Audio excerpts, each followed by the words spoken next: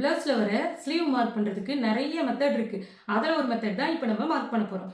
இதை மார்க் பண்ணுறதுக்கு மொத்தம் 3 அளவுகள் தேவை. ஒன்று உங்களோட கை உயரம், இன்னொன்று உங்கள் கை சுற்றளவு, அடுத்தது உங்களுடைய ஆர்ம் ஹோல் ரவுண்டு. இது 3 இருந்தால் போதும். நம்ம மெஷர்மெண்ட் வச்சு ஸ்லீவ் எப்படி மார்க் பண்ணலாங்கிறத பார்க்கலாம்.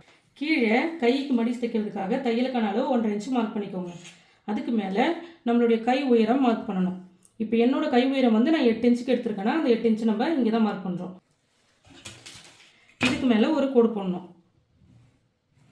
இதுக்கு மேலே பாடி பார்ட்டையும் ஸ்லீவையும் ஜாயின் பண்ண தையலுக்கான அளவு 1/2 இன்ச்சு. அதையும் மார்க் பண்ணி அதுக்கு மேலே ஒரு கோடு போட்டுக்கலாம்.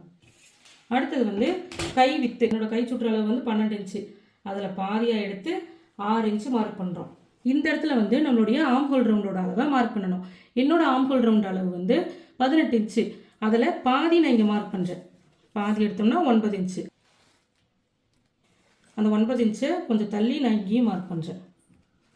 இங்கே வந்து கேப் ஹைட்டு மார்க் பண்ணணும். கேப் ஹைட் எங்கேருந்து எடுக்கலாம்? உடம்புலேருந்து எடுக்கணும். நம்ம வந்து இந்த பேக் பார்ட்லேருந்து எடுப்போம். இங்கேருந்து எடுப்போம் 3 இன்ச்சு. இந்த 3 இன்ச்சை நம்ம இந்த ரெடி அளவுலேருந்து மார்க் பண்ணுறோம்.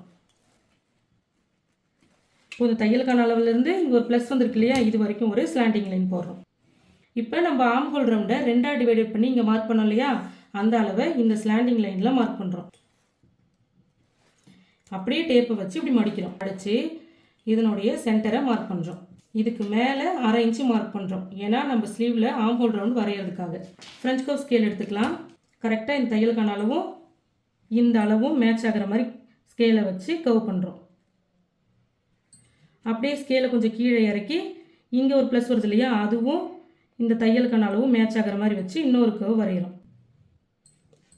அடுத்தது ஃப்ரெஞ்ச் கர்வ் ஸ்கேலை இப்படி திருப்பிட்டு இந்த இடமும் இங்கே ஒரு ப்ளஸ் வருது இல்லையா, அதுவும் மேட்ச் ஆகிற மாதிரி ஸ்கேலை வச்சுட்டு கர்வ் வரையணும்.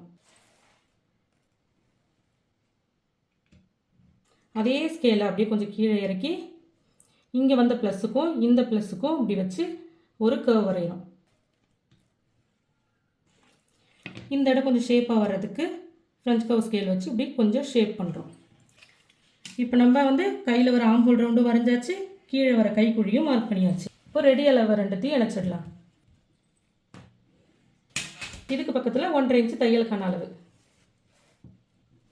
இந்த எக்ஸ்ட்ரா வர அளவை இப்படி கொண்டு போய் விடணும். இப்போ இது ரெண்டுத்துக்கும் கோடு போட்டுக்கலாம்.